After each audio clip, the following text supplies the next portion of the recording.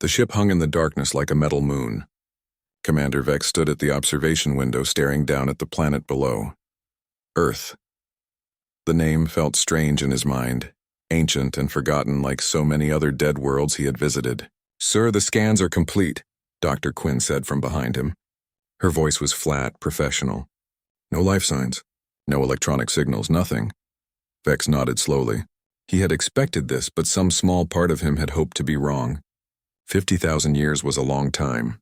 Long enough for mountains to wear down to dust. Long enough for oceans to dry up. Long enough for every trace of a civilization to vanish. "What about the atmosphere?" he asked. "Toxic," Quinn replied. "High levels of carbon dioxide and methane. The temperature has dropped significantly. Most of the water is frozen at the poles." "The planet is dead, Commander." Vex turned away from the window. The bridge of the Pale Witness was quiet except for the soft hum of the engines and the beeping of instruments. His crew worked at their stations, recording data, taking measurements, doing what they had done at 100 dead worlds before this one. But Earth was different. Earth was special. "Show me the historical records again," Vex said. A holographic display appeared in the center of the bridge. Ancient images flickered into view. Cities of glass and steel, flying machines cutting through blue skies, lights spreading across the night side of the planet like glowing spider webs. And then nothing. The images ended abruptly, replaced by static and silence. "The humans," Quinn said, her voice thoughtful. "They were supposed to be one of the great failures. That's what the archives say. They reached for the stars too quickly, built too much, wanted too much. And then they destroyed themselves." "War?" asked Scout Rel from his station near the back of the bridge. He was young, barely old enough to serve on a research vessel. This was his first expedition to a dead world. "Maybe," Quinn said. "Or disease. Or they poisoned their own planet. The records are unclear. Whatever happened, it happened fast. Within a century, all signals from Earth stopped. Every human colony in other star systems went silent. An entire species gone." Vex studied the hologram. The last known images of Earth showed chaos, fires burning in cities, ships falling from orbit, and then darkness. But there was something else. Something the official records didn't mention. Strange energy readings in the final days, massive power surges from deep underground, and then silence. "I want to go down there," Vex said. Quinn looked up sharply. "Sir, the atmosphere is toxic. The surface radiation levels are high. There's nothing down there but ruins and dust." "We didn't come all this way to just take pictures from orbit," Vex said. "Send probes to 3 locations. I want to see what's left." "Which locations?" Quinn asked. Vex pointed at the hologram. "Here, here, and here." These were major population centers according to the old maps. Seoul, Busan, and this mountain facility in the northern region. "A mountain facility?" Rel asked, leaning forward with interest. "The records mention it briefly," Vex said. "Some kind of research station. It was built late in human civilization, just before the collapse. The energy signatures we detected from orbit are strongest near that location." "Energy signatures?" Quinn's voice was skeptical. "Sir, any power source would have died 50,000 years ago." "I know," Vex said. "That's why we're going to investigate." The probes launched an hour later. 3 sleek silver cylinders dropped through Earth's atmosphere, their heat shields glowing red as they descended. Vex watched their progress on the main display. The crew gathered around, curious despite themselves. Even on a research vessel that had visited countless dead worlds, Earth held a special place in galactic history. The humans were legendary for their ambition and their failure. The first probe reached Seoul. Its cameras activated, sending images back to the ship.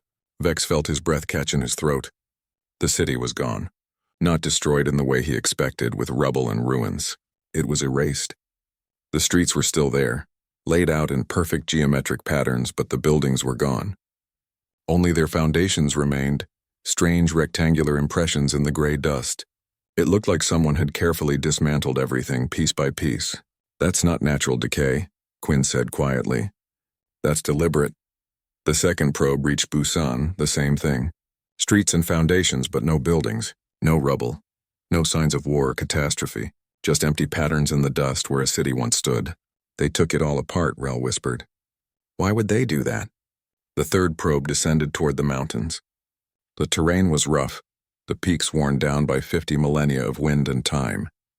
But as the probe dropped lower, its sensors detected something unusual. A smooth surface hidden among the rocks. Metal.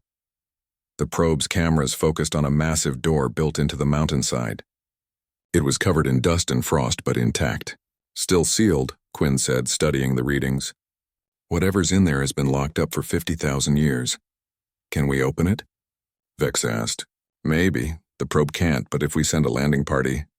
Do it, Vex said immediately. I'm going down. Sir, I must advise against... Noted, Vex said. Prepare the shuttle. 2 hours later, Vex stood on the surface of Earth for the first time. The wind was cold and harsh, whistling through his environmental suit. The sky was a dull brown color, thick with dust and chemicals. Quinn and Rel stood beside him, along with 2 security officers and an engineer named Pax. The door in the mountain was enormous, at least 50 meters tall and twice as wide. Strange symbols were carved into its surface. Human writing, Vex recognized, but in a language his translator couldn't immediately process. Korean, Quinn said, checking her datapad. An Earth language from this region. The translator is updating now. The symbols became readable on Vex's display. Preservation Facility 7, authorized personnel only, warning, automated defenses active. Defenses? Rel's voice was nervous. After 50,000 years? Only one way to find out, Vex said. He approached the door carefully. His suit's scanner searched for a way to open it. There had to be some kind of control panel, some mechanism. His hand brushed against a smooth section of metal, and suddenly lights flickered to life. Dim at first, then brighter. A panel slid open, revealing a handprint scanner. It still has power, Pax said, his voice filled with awe. After 50,000 years, it still has power. That's impossible, Quinn said. There's no power source that could last that long. But the lights were proof enough. Vex placed his hand against the scanner. For a moment, nothing happened. Then a mechanical voice spoke, words in Korean that his translator converted instantly. Unknown species detected. Running security protocols. DNA analysis negative for human markers. Stand by. The door shuddered. Dust fell from its surface as ancient mechanisms came to life. With a deep grinding sound that echoed across the mountainside, the massive door began to open. A warm wind rushed out from the darkness within, carrying a smell of recycled air and ozone. Vex stared into the darkness. Lights were turning on inside one by one, revealing a corridor that stretched deep into the mountain. The walls were smooth and clean, untouched by time. Equipment lined the halls, still functioning, still waiting. What is this place? Rel whispered. Vex stepped forward, crossing the threshold. His suit's sensors went wild with readings. Power sources, computer systems, life support, all active. All waiting, as if the facility had been expecting visitors. I don't know, Vex said quietly. But I think we're about to find out what really happened to humanity. Behind them, the door remained open, a bright rectangle of invitation in the side of the mountain. The crew of the Pale Witness had come seeking answers about a dead civilization. They had no idea they were about to wake something that should have stayed sleeping. The corridor stretched ahead like a throat leading into the mountain's belly.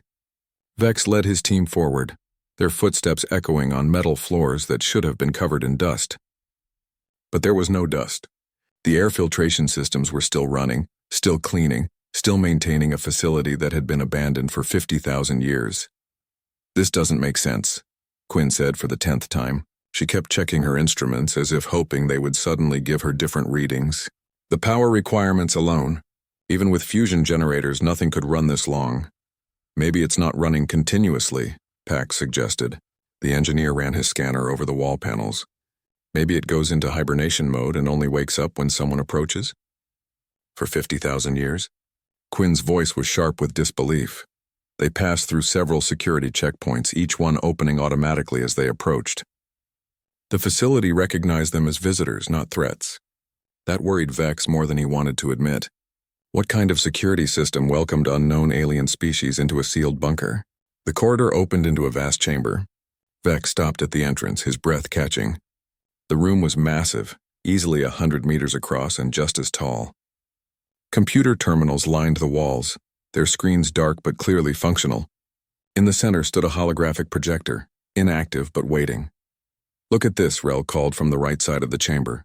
He was standing at a terminal that had activated at his touch. Text scrolled across the screen in Korean, which his translator converted to their language. "It's a log," Rel said, his eyes wide.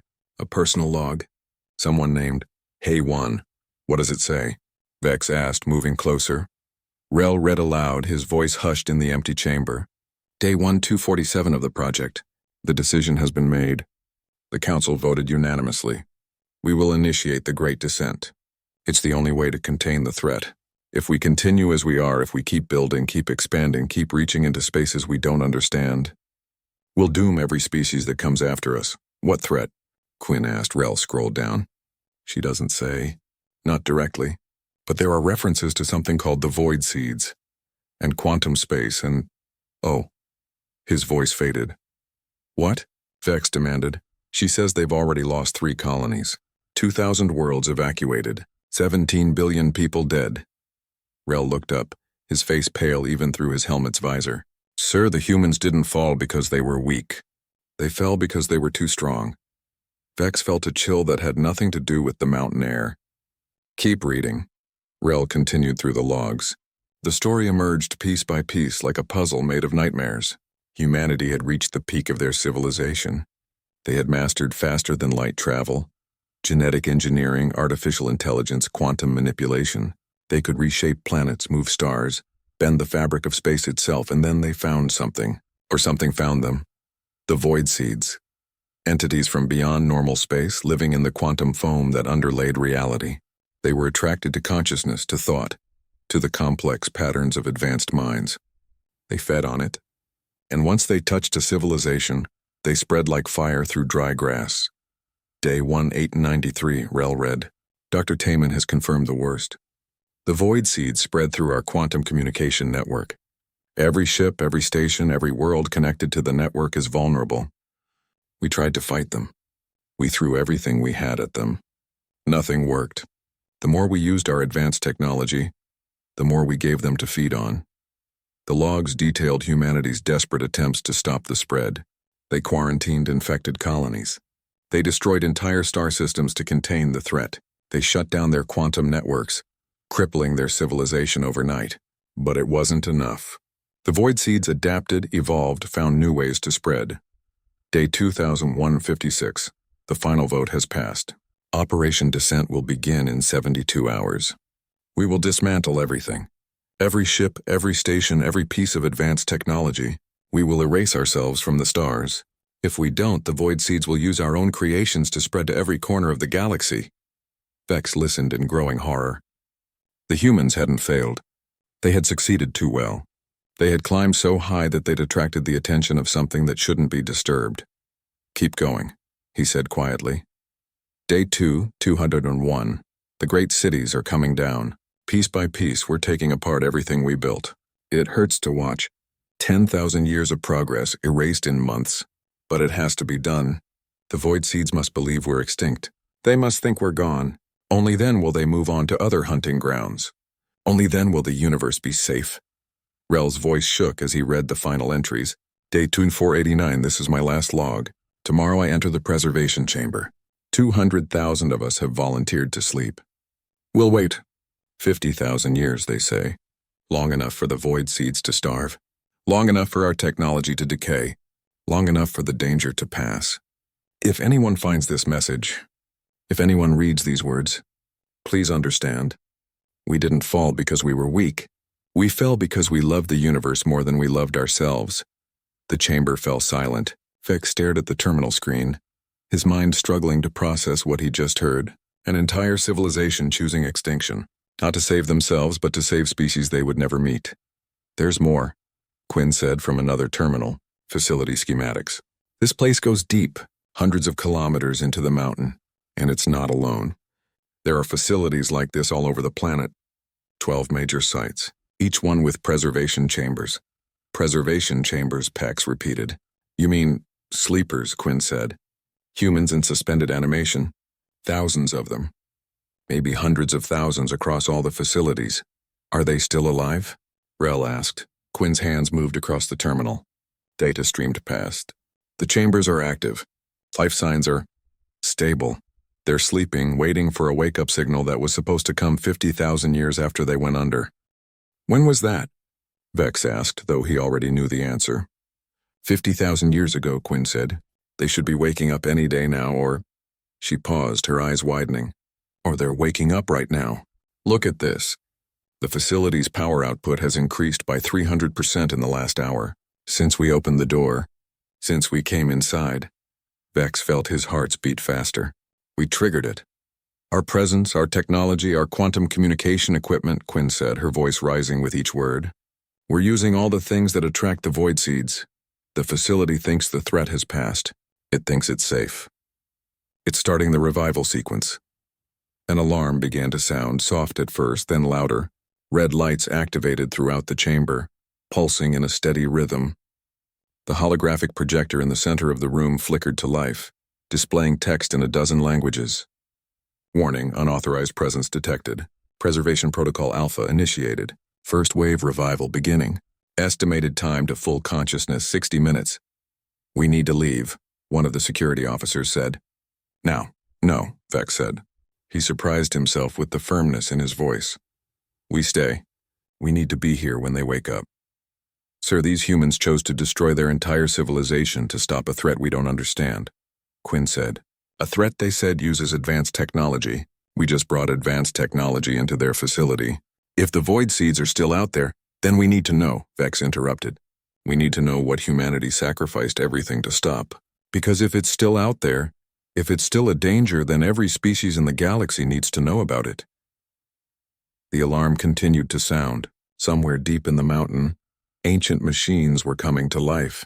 Preservation chambers were warming. Sleepers who had closed their eyes 50,000 years ago were beginning to dream again. And in a few short minutes they would open their eyes to find that the universe had changed. Their civilization was dust, and unknown aliens stood in their facility. Vex positioned his team around the chamber, weapons lowered but ready. Not to attack but to defend if needed. He didn't know what to expect. Anger, fear, violence? The humans had every right to be hostile. They'd given up everything, and now aliens were disturbing their sleep. Incoming signal, Pac said suddenly. It's coming from deeper in the facility. A voice transmission? Play it, Vex ordered. Static filled the chamber, followed by a voice. It was weak, confused, speaking in Korean. The translator converted it to their language with a slight delay. This is Preservation Chamber 7 Alpha. System AI Gil speaking. Revival sequence is progressing. First Watcher is conscious. She's asking questions. She wants to know who opened the door. She wants to know what year it is. Vex stepped forward. This is Commander Vex of the Pale Witness. We're a research vessel from the Galactic Coalition. We mean no harm. We came to study Earth's ruins. We didn't know anyone was still alive. Silence. Then the voice again, but different this time. Not the AI. A human voice, female, heavy with emotion and something that sounded like grief. 50,000 years? You're saying we slept for 50,000 years? And you're aliens? You came here with ships? With quantum engines? Yes, Vex said carefully. We didn't know about the void seeds. We didn't know about any of this until we found the logs. Another pause. When the voice spoke again, it was barely a whisper. Then we failed. You brought them here. You woke us up and you brought the void seeds right back to Earth. The woman who emerged from the deeper chambers 20 minutes later looked like she had stepped out of ancient history. Yuna moved slowly, her legs weak from 50 millennia of sleep. She wore a simple gray suit that had kept her alive through the long darkness. Her black hair was cut short, and her eyes held a look that Vex had seen before on the faces of soldiers who had witnessed too much death. She stopped at the edge of the main chamber, one hand against the wall for support. Behind her, two others followed. A man who carried himself like a warrior, his face hard and suspicious. Wu Jin, the AI, had called him, and a younger woman with quick, intelligent eyes that took in everything. Yun Ha. You're real, Yuna said in Korean. The translator converted her words with barely a delay. I thought maybe I was dreaming, or the cryo-sleep had damaged my mind. But you're really here, aliens, on Earth. We are, Vex said. He kept his voice gentle, non-threatening. We're explorers. We study dead civilizations. We thought Earth was empty. It should be, Wu Jin said. His hand rested on something at his belt. Not a weapon, Vex hoped, but he couldn't be sure. We should all be dust by now. That was the plan. Sleep until the danger passed, then. I don't know. We never really thought about what came after. Yunha moved past Yuna, approaching one of the active terminals. Her fingers flew across the controls with practiced ease despite her long sleep. Gyul, give me a status report. All facilities. How many watchers are awake? The AI's voice filled the chamber. Currently, 3 watchers are conscious in this facility. Revival protocols are active in 11 other major facilities worldwide. Total watchers expected to reach full consciousness within 72 hours. Approximately 97,000. 97,000. Yuna repeated softly. We sent 200,000 into the chambers. The rest must have. The systems must have failed. My deepest apologies, Gyul said. Several facilities experienced critical failures over the past 50,000 years. However, the survival rate of 48.5% is within acceptable parameters given the time frame. Acceptable, Wu Jin said bitterly. 100,000 people are dead and it's acceptable. They chose this, Yunha said quietly. We all did. We knew the risks. Vex watched the 3 humans, seeing their grief and confusion, but he had to ask the question that burned in his mind. The Void Seeds, are they still a threat? Did your sacrifice work? Yuna looked at him, her eyes focusing with effort. You're using quantum communication, aren't you? Your ship, your equipment, all of it uses quantum entanglement for faster-than-light signals. Yes, Vex admitted. It's standard technology. Every spacefaring species uses it. Every spacefaring species, Yuna repeated. She laughed, but there was no humor in it. Every civilization that reaches a certain level of advancement.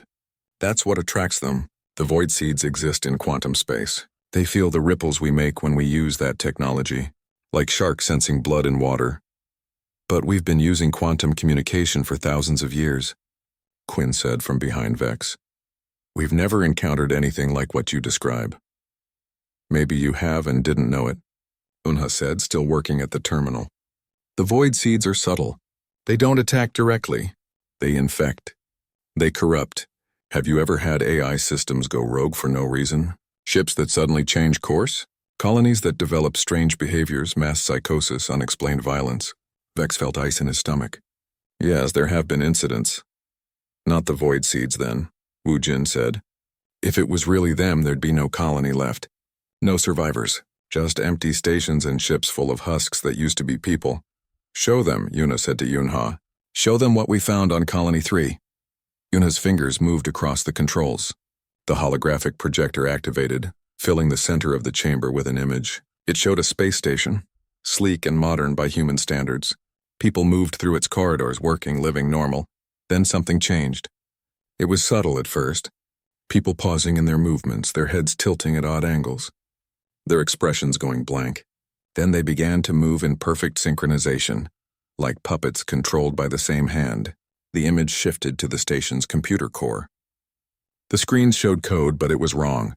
It writhed and shifted like living things, patterns that hurt to look at. Day 7 after infection, Yunha narrated. The Void Seed has complete control. 40,000 people reduced to extensions of its will. They're not dead. That would be mercy. They're still conscious, still aware, but their bodies belong to something else now. The image changed again. Human ships approaching the station. Weapons firing. The station exploding into debris. We couldn't save them, Yuna said. We tried. We sent our best scientists, our most advanced technology. Nothing worked. The only solution was containment. Destruction.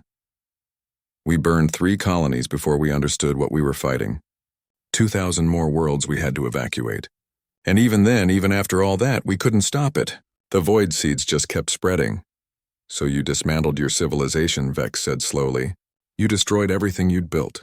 You sent yourselves back to the Stone Age. Not quite, Wu Jin said. We preserved knowledge.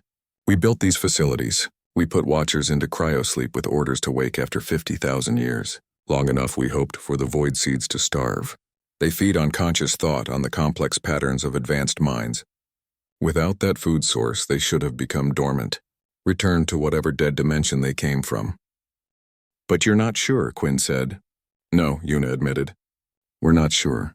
That's why we stayed. The Watchers. We volunteered to sleep, to wait, to see if our sacrifice worked. And if it didn't, she trailed off. If it didn't? Vex prompted. Then we'd make sure no one else made our mistakes, Wu Jin said. His hand moved to his belt again, and Vex saw it was indeed a weapon. Old, but still functional. We'd make sure the Void Seed stayed contained, even if we had to destroy anyone who came to Earth. Wu Jin, Yuna said sharply. That's not the plan. There is no plan, Wu Jin shot back. We slept for 50,000 years. Our whole species is dust. Everything we knew is gone. And these aliens show up with the exact technology that draws the Void Seeds like moths to flame. What would you have me do? Talk, Yunha said firmly. She turned away from the terminal to face them all. We talk, we share what we know. We verify if the threat still exists. And then we decide together what to do about it. Decide together? Wu Jin's voice was incredulous. With aliens we just met? We trusted our own species and nearly destroyed the galaxy, Yunha said. Maybe it's time to try something different. Vex felt the tension in the room. Wu Jin was dangerous, that much was clear. A soldier who had watched his civilization fall, and who had woken to find strangers in his home. But Yuna and Yunha seemed willing to talk. That was something. We need to test our systems, Quinn said suddenly. Everyone turned to look at her. You said the Void Seed spread through quantum networks. We can run diagnostics on our ship's systems. Look for corruption. If they're present, we'll find them. It's not that simple, Yunha said. The Void Seeds are subtle. They can hide in quantum states, existing in superposition until they're ready to manifest. You'd need to collapse every quantum state in your entire network simultaneously and examine the results. Do you have that capability? No, Quinn admitted. Our technology isn't that advanced. Of course it isn't, Wu Jin said. You're still young as a species. Still learning. Still making the same mistakes we made? Then teach us, Vex said. The words came out before he could stop them. You have the knowledge. You built these facilities. You survived 50,000 years. Teach us how to protect ourselves. Yuna looked at him for a long moment. Then she turned to Unha and Wu Jin. A silent conversation passed between them, the kind that only people who had shared terrible experiences could have. Gyul, Yuna said finally, wake the others. All of them. We need a full council. Yuna, are you sure? Wu Jin asked. No, Yuna said. But I'm sure about this. We can't hide forever. If the Void Seeds are still out there, they'll find other species eventually. Other civilizations will rise, will develop quantum technology, will attract their attention. We chose to fall to protect the universe, but maybe we were also supposed to rise again when the time was right. And you think the time is right? Wu Jin asked. I think the time is now, Yuna said. Whether we like it or not. The AI's voice echoed through the chamber. Initiating full revival sequence. All preservation chambers activating. Estimated time to full consciousness 48 hours. Warning, incoming quantum signature detected. Distance 47 light-years. Direction, galactic north. Pattern matches archived Void Seed markers. The chamber fell silent. Even the soft hum of the machinery seemed to fade away. It's not over, Unha whispered. It found us. After 50,000 years, it found us.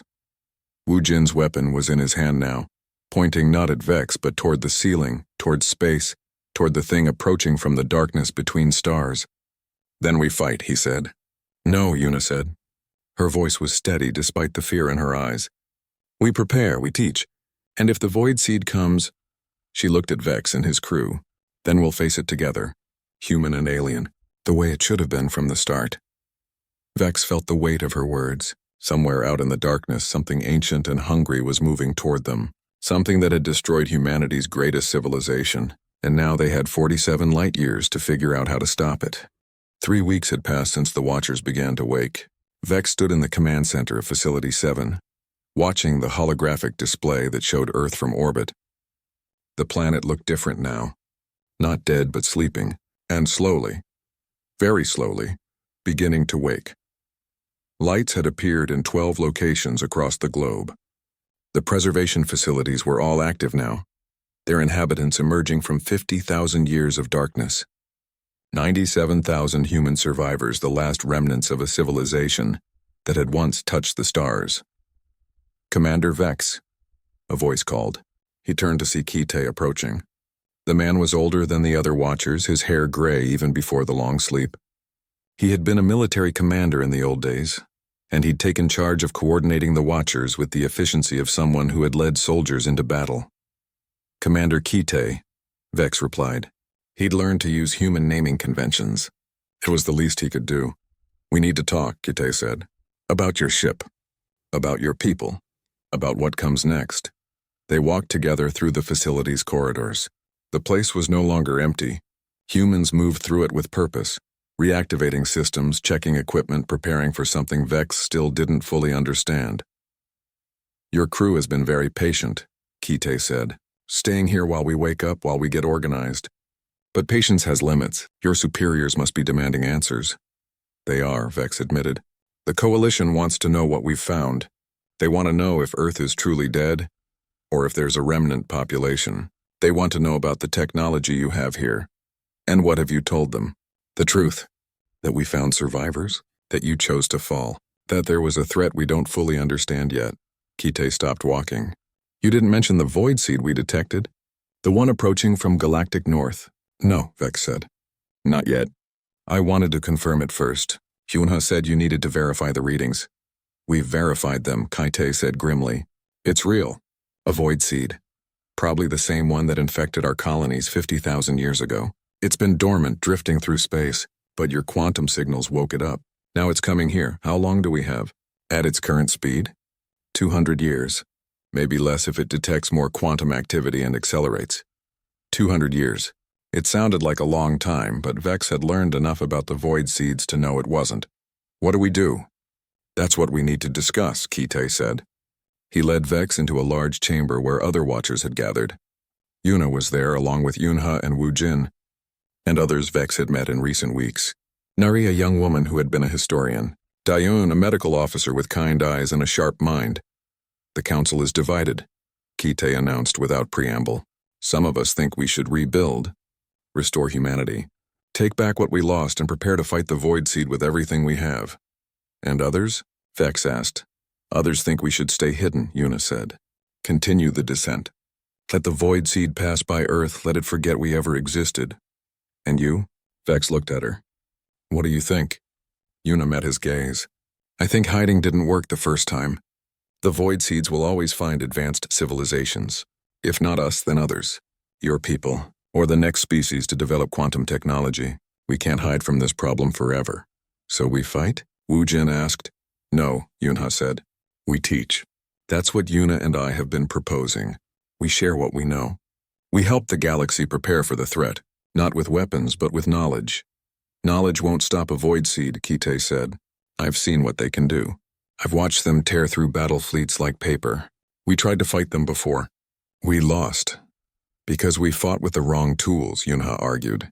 We tried to use our most advanced technology against them. But that technology is what feeds them. We need a different approach. Show him, Nari said quietly. Show Commander Vex what we really were. What we gave up. Kite nodded. He moved to a control panel and entered a series of commands. The lights in the chamber dimmed. The holographic projector activated, filling the space with images that made Vex's breath catch. Ships. Thousands of them. Massive vessels that dwarfed anything in the current galactic coalition. Cities floating in space, spinning habitats the size of moons. Planets being reshaped. Their surfaces transformed by machines that could move mountains and redirect rivers. Stars surrounded by shells of solar collectors. Their energy harvested to power civilizations. This was humanity at its peak, Nari said. 3,000 colonized worlds. 10 trillion people. We could manipulate gravity, fold space, stop time. We had artificial intelligence more advanced than anything you can imagine. We had uploaded consciousness, digital immortality, bodies that could be grown and discarded like clothes. The images shifted. Weapons appeared. Not missiles or lasers, but reality-warping devices. Vex watched as a human ship created a localized time dilation field, aging an enemy vessel 1,000,000 years in seconds. Another ship tore a hole in space, creating a miniature black hole that consumed everything around it. We were gods, Wu Jin said softly. We could create life, destroy worlds, reshape reality itself. And none of it mattered when the void seeds came. All that power, and we couldn't stop them. So you gave it up, Vex said. You dismantled all of this. Not just dismantled, Daun said. We chose to forget. Most of the Watchers don't have full memory of our technology. It was too dangerous. If the void seeds could read our minds, extract our knowledge, they'd have everything they needed to spread across the galaxy. But some of us remember, Kite said. Enough to rebuild. Enough to fight. If we choose to. Vex looked around the chamber at the human faces. These people had chosen to forget godhood. They had willingly stepped down from the heights of power to protect species they would never meet. And now they were asking themselves if it was time to remember, time to rise again. What would you need from us? Vex asked. From the coalition? Time, Una said. And trust. We need to train your people. Teach them to recognize void seed infection. Show them how to build quantum shields, how to contain outbreaks, how to fight without using the technology that feeds the enemy. It won't be easy, Yunha added. Your species will have to accept that the technology you rely on is what makes you vulnerable. You'll have to change, adapt. Some of your people won't want to.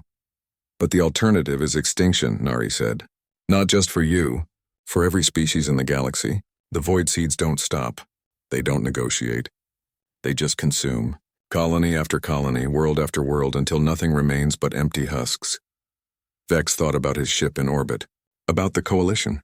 About the thousands of species that made up galactic civilization. They were all using quantum technology. They were all vulnerable.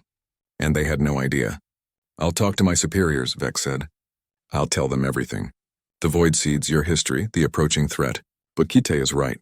Knowledge alone won't be enough. We'll need to see what you're capable of. Your people will need to prove that you can help us. A demonstration, Kite said. It wasn't a question. Yes. Very well. Kite turned to the other watchers. Wake the military personnel. Activate the defense grid. Show our new friends what humanity left behind. Over the next 3 days, Vex watched as Earth transformed. The watchers activated systems that had slept for 50 millennia. Defense satellites rose from underground silos, their weapon systems coming online. Ancient installations across the planet lit up, their power cores igniting like small suns. Vex brought Dr. Quinn and Scout Rel down from the ship to witness it. They stood in the command center with Una, watching the holographic display. That structure near the Atlantic, Quinn said, pointing. Is that what I think it is? An orbital elevator, Una confirmed. We had 12 of them. This is the only one we preserved. It's mostly decorative now, but it still works. And those? Rel indicated a series of platforms floating in the upper atmosphere. Gravity manipulators, Wu Jin said. He joined them, along with Yunha and Nari. They can create localized gravity wells strong enough to catch meteorites, or redirect kinetic weapons, or... He gestured, and one of the platforms activated. Vex watched in awe as a section of ocean water rose into the sky, pulled by invisible forces. It formed a perfect sphere 10 kilometers across, hovering above the waves. Then just as gently it was lowered back down. You can manipulate gravity, Quinn breathed. Selectively, precisely. It's basic technology compared to what we used to have, Yunha said. But yes, and that's just the beginning. She touched a control and the display zoomed to the moon. Structures appeared on its surface, hidden in craters and underground chambers. Mining facilities, research stations, manufacturing centers, all still functional. We could restart industrial production within a year if we needed to. Why don't you? Vex asked. Why not rebuild everything you lost? Because we learned our lesson, Una said. Power without wisdom leads to destruction. We had all this technology, all this capability, and it nearly doomed the universe. This time, if we rebuild, we do it differently, slower, smarter, and not alone. You want to work with us, Vex said. We want to work with everyone, Nari said. Every species in the coalition. Share knowledge, share responsibility, share the burden of protecting the galaxy. We fell because we thought we could handle everything ourselves. We were wrong. Kite entered the command center, his expression serious. Commander Vex, you wanted a demonstration. You're about to get one. We've detected a probe. Not from your ship. From somewhere else. It's using quantum scanning technology. Very advanced. Very dangerous. What? Vex pulled up the sensor data. His heart sank. It was a coalition probe, but not from his ship. From elsewhere in the fleet. Someone had sent it to investigate Earth without authorization. That probe is sending quantum signals into space, Yunha said urgently. Unshielded, uncontained, it's like a beacon. If the void seed is paying attention, it will come faster, Wu Jin finished. It will know there's active quantum technology here. It will accelerate. Can you shut down the probe? Vex asked desperately. We can do better than that, Kite said. We can show you what human defensive technology looks like. He gave an order. High above Earth, one of the defense satellites activated. There was no missile, no laser beam. The probe simply stopped. Its systems froze. Its quantum engine collapsed. And then piece by piece it came apart, disassembled by forces Vex couldn't detect or understand. Quantum lockdown, Yunha explained. We collapse all quantum states in a target simultaneously. It's a devastating weapon against anything using quantum technology, which is why we'll never use it as a weapon, only for defense, only to protect against the void seeds. Vex stared at the display. The probe was gone, reduced to component atoms, and the humans had done it effortlessly without breaking a sweat. You really were gods, he whispered. We were fools playing with forces we didn't understand, Yuna corrected. But we're wiser now, and we're ready to teach, if your people are ready to learn. Vex thought about the approaching void seed. 200 years, maybe less. The galaxy had that long to prepare, to learn, to adapt. We're ready, he said. Show us everything. 6 months had passed since the Watchers woke. Earth had changed in ways that seemed impossible. Not rebuilt to its former glory, but transformed into something new, something better, Yuna thought as she stood on the observation deck of the Academy. The Academy, that's what they'd decided to call it. Not a military base, not a weapons facility. A place of learning, a place where species came together to prepare for the darkness that was approaching.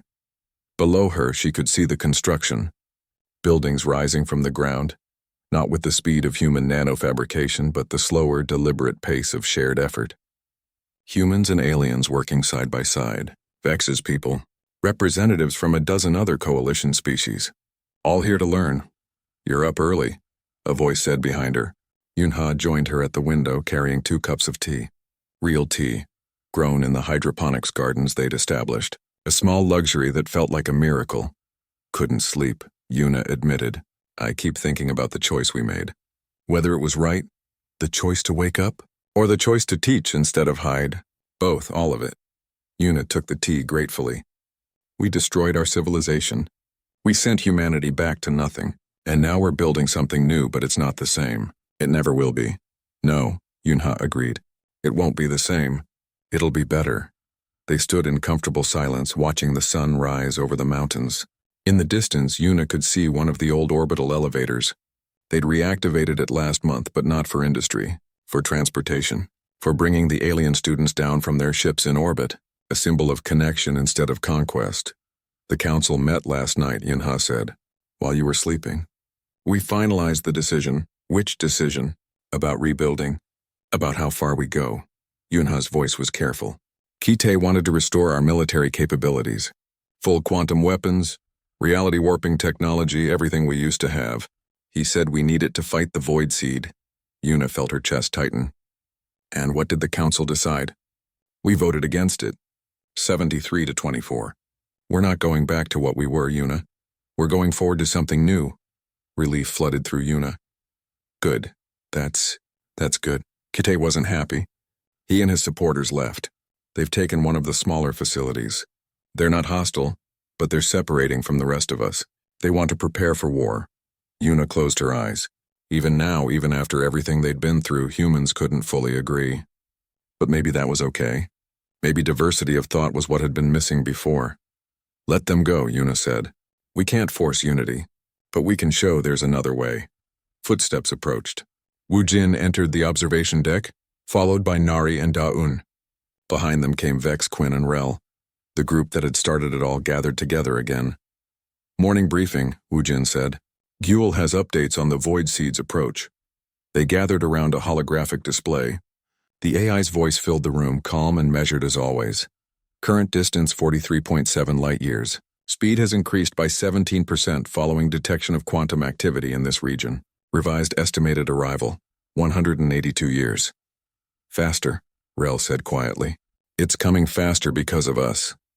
Because of the technology we use, Quinn corrected. Which is why we're here. To learn a better way. Status update on the training programs, Guel continued. Current enrollment, 473 individuals representing 47 species. Completion rate of basic quantum shielding protocols, 82%. Advanced Consciousness Firewall Training, 41%. Reality Anchor Construction, 18%. 18%. Wu Jin frowned. That's lower than I'd like. It's a difficult concept, Dawen said. Reality anchors require a fundamental shift in how they think about physics. It takes time. Time we have, Nari added. 182 years is enough to train thousands of people. Millions if we scale up properly. Speaking of scaling up, Vex said, the Coalition has officially approved the construction of 3 more academies. 1 in the Andromeda sector, 1 near the galactic core, and 1 in the Outer Rim. We're also sending teaching materials to every Coalition world. Within a decade, every species will have access to this knowledge. Yuna felt warmth spread through her chest. This was what they'd hoped for. Not humanity standing alone, but humanity as part of something larger. Teachers instead of rulers, guides instead of gods. There's something else, Vex continued. We've been analyzing historical records from across the Coalition, looking for patterns, unexplained incidents, colony failures, AI malfunctions, and, Yuna asked, though she already knew the answer, we found them. 17 events over the past 5,000 years that match the early stages of void seed infection. Small outbreaks that were contained before they spread, usually by destroying the affected ships or stations. We never knew what we were fighting. We just knew something was wrong. 17 outbreaks, Yunha said. That means the void seeds aren't as rare as we thought. They're everywhere, waiting, dormant until the right signals wake them up. Which makes this academy even more important, Quinn said. We're not just preparing for one void seed. We're preparing for all of them. The group fell silent, each lost in their own thoughts. Then Nari spoke, her voice thoughtful. I've been going through the old archives, reading the logs from before the fall. Do you know what I found? Hope. Even at the end, even when we were dismantling everything we'd built, the people who wrote those logs weren't filled with despair. They believed we were doing the right thing. They believed the universe would be better without us. And were they right? Rel asked. I don't know, Nari admitted. The universe kept turning without us. Other species rose. The Coalition formed. Life went on. But was it better? That's not for me to say. I think they were wrong about one thing, Yuna said. Everyone turned to look at her. They thought the universe would be better without us. But maybe it just needed us to be different. To be less arrogant. To be willing to learn alongside others instead of above them. Daeun smiled. That's a very diplomatic way of saying we were too proud for our own good. We were, Yuna agreed. And maybe that's the real lesson we need to teach. Not just how to fight the void seeds, but how to survive your own success. How to be powerful without being destructive. Speaking of teaching, Wu Jin said, we have a class starting in an hour. Advanced Quantum Containment. Are you leading it, Yuna? Actually, I thought Vex could help, Yuna said. Show our students how his species approach the problem. Different perspectives make us stronger. Vex looked surprised, then pleased. I'd be honored. The briefing ended and the group dispersed to their various duties. Yuna remained at the observation window, watching the academy come to life below. She saw humans and aliens walking together, talking, learning. She saw ships from a dozen worlds in the sky above. She saw a future that would have been impossible 6 months ago. Her communicator chimed. A message from one of the outer facilities. She read it and her breath caught. Yunha, she called. Come look at this. Yunha returned to her side, reading the message over her shoulder. Her eyes widened. Is that? Yes, Yuna said. A void seed signature, but not the one approaching from galactic north. A different one, closer, only 70 light years away. How many are there? Yunha whispered. I don't know, but we're going to find out. And we're going to make sure the galaxy is ready for all of them. They stood together, watching the sunrise paint the sky in shades of gold and pink. Somewhere out in the darkness, ancient threats were stirring. But here on Earth, something new was being born. Not an empire, not a weapon, a legacy of knowledge. A gift from a fallen species to all those who would come after. 200 years later, Yuna stood in the same spot, though the academy had grown far beyond anything she'd imagined. She was older now, having chosen to live through the centuries rather than return to cryosleep. There were gray streaks in her hair that she wore with pride. Beside her stood Vex, equally aged by the long years. His people's lifespan was shorter than humans, but medical technology had kept him alive. He'd refused to leave, insisting on seeing this through to the end. It's here, Vex said quietly. The void seed, our sensors detected it 2 hours ago. I know, Una said. Gil told me. Above them, the sky was filled with ships. Not human ships, though there were a few of those. Mostly alien vessels representing every species in the coalition. 47 different kinds of people, all working together. All trained in the techniques humanity had discovered through bitter experience. Are they ready? Vex asked. As ready as they can be, Una said. We've done everything we can. Taught them everything we know. The rest is up to them. They watched as the fleet moved into position, not to attack but to contain. Quantum shields activated, creating a barrier that the void seed couldn't cross. Reality anchors stabilized the space around it, preventing it from slipping into quantum dimensions. Consciousness firewalls protected the crews from its corrupting influence. The void seed tried to break through. Una saw the shields flicker as it tested their strength. But they held. The fleet adjusted, tightening the containment. No one panicked. No one broke formation. They'd been trained for this. They knew what to do. Hours passed. The void seed's attempts grew weaker. Without quantum technology to feed on, without consciousness to corrupt, it was starving. Slowly, inexorably, it went dormant. Not dead, but contained, sleeping. We did it, Vex said, his voice filled with wonder. The galaxy just survived its first void seed encounter with 0 casualties. The galaxy did it, Una corrected. Not us, we just showed them the way. Below them, in the Academy's main hall, humans and aliens were celebrating. Students she'd taught. People she'd trained. The next generation of defenders ready to face whatever darkness came from the stars. Do you regret it? Vex asked. Everything you gave up? Everything you lost? Una thought about that question. Thought about the civilization that had fallen. Thought about the 50,000 years of darkness. Thought about the choice her ancestors had made. No, she said finally. We didn't lose anything. We just learned to hold it differently. Power isn't measured by what you can destroy. It's measured by what you choose to protect. And looking at this, she gestured to the celebration below, to the fleet above, to the galaxy that had come together. I think we protected something worth saving. Vex smiled. Your species saved the galaxy by dying. No, Una said, repeating the words she'd spoken 200 years ago on that first day. Words that had become the Academy's motto. We saved it by choosing how to live. In orbit, the containment held. The void seed slept harmless now, a reminder of the dangers that lurked in the dark. But surrounding it, protecting it, studying it, were ships from every corner of the galaxy. A coalition not of conquest, but of cooperation. A legacy not of empire, but of wisdom. Earth turned below them, no longer dead, but alive with purpose. The Watchers had awakened. The students had learned. And the galaxy had found a new way forward. 50,000 years after humanity's fall, they had risen again. Not as gods, but as teachers. Not to rule the stars, but to help others shine. And in that choice, they had found something worth more than all the power they'd left behind. They had found hope.